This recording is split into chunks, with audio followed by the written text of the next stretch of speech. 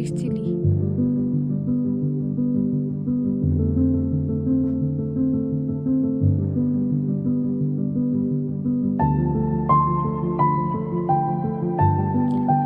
گاؤں میں ایک بڑھیا رہتی تھی۔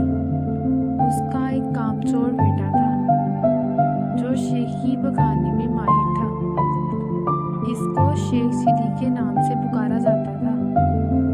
بڑھیا محنت مزدوری کر کے اپنا اور اپنے بیٹے کا پیٹ بھرتی تھی۔ ایک دن بڑھیا بیمار ہو گئی۔ گھر میں کھانے کو کچھ نہ تھا۔ رات کو ماں بیٹا دونوں نے فاقہ کیا۔ ماں نے کہا اب تم کچھ کام کرو، جنگل سے لکڑیاں ہی لا کر بیچ دیا کرو تاکہ گھر کا گزر اوقات ہو سکے۔ شیخ چلی نے جنگل کی راہ لی۔ جو درخت اس کے راستے میں آتا وہ اس سے پوچھتا میں تجھے کاٹ لوں یا نہیں۔ کسی بھی درخت نے اس کا جواب نہ دیا۔ شام ہونے کو تھی۔ شیخ چلی گھر واپس آنے کا ارادہ کر ہی رہا تھا کہ ایک درخت نظر آیا۔ اس نے اس کے پاس جا کر پوچھا میں تجھے کاٹ لوں؟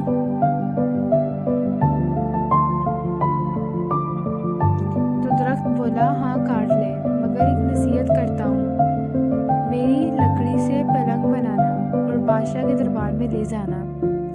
اگر بادشاہ اس کی قیمت پوچھے تو کہنا کہ پہلے ایک دو راتیں اس پر سوئے اور پھر اگر مناسب سمجھے تو خرید لے۔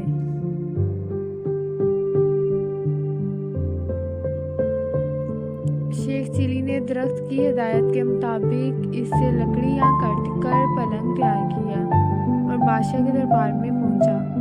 بادشاہ نے قیمت پوچھی تو شیخ چلی نے کہا پہلے آپ اس کو ایک دو رات استعمال کریں، اگر اس میں کوئی خوبی پائیں تو انعام کے طور پر جو دل کرے دے دیں۔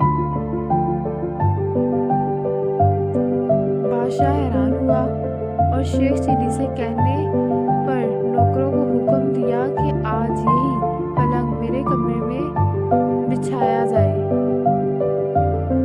رات ہوئی، بادشاہ اسی پلنگ پر سویا تو آدھی رات کو پلنگ کا ایک پہیا بولا آج بادشاہ کی جان خطرے میں ہے۔ دوسرے نے کہا وہ کیسے؟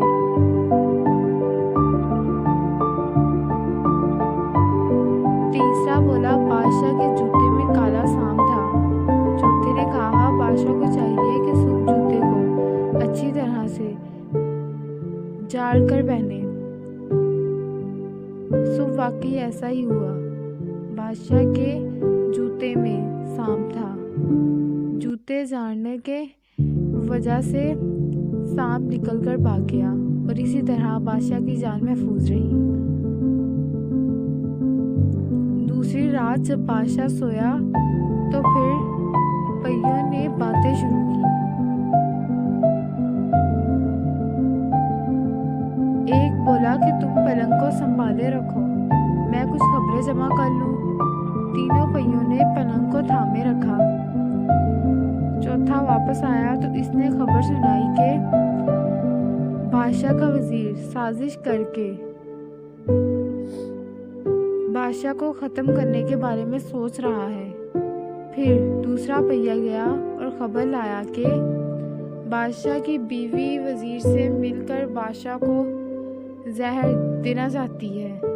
تیسرے پہیے نے تجویز پیش کی کہ بادشاہ کو چاہیے کہ وزیر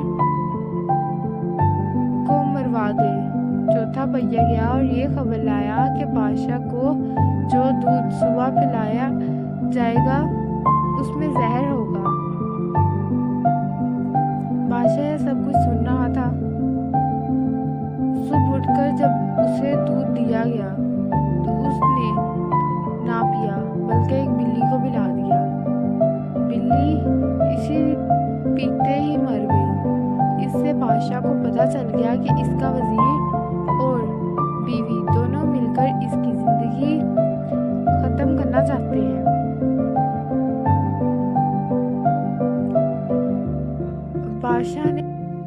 بادشاہ نے وزیر کو برطرف کر دیا اور ملکہ کو محل سے رخصت کر دیا۔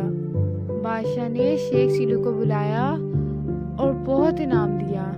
بادشاہ کے دربار میں اس کی عزت ہونے لگی اور دونوں ماں بیٹا بڑے آرام کی زندگی بسر کرنے لگے۔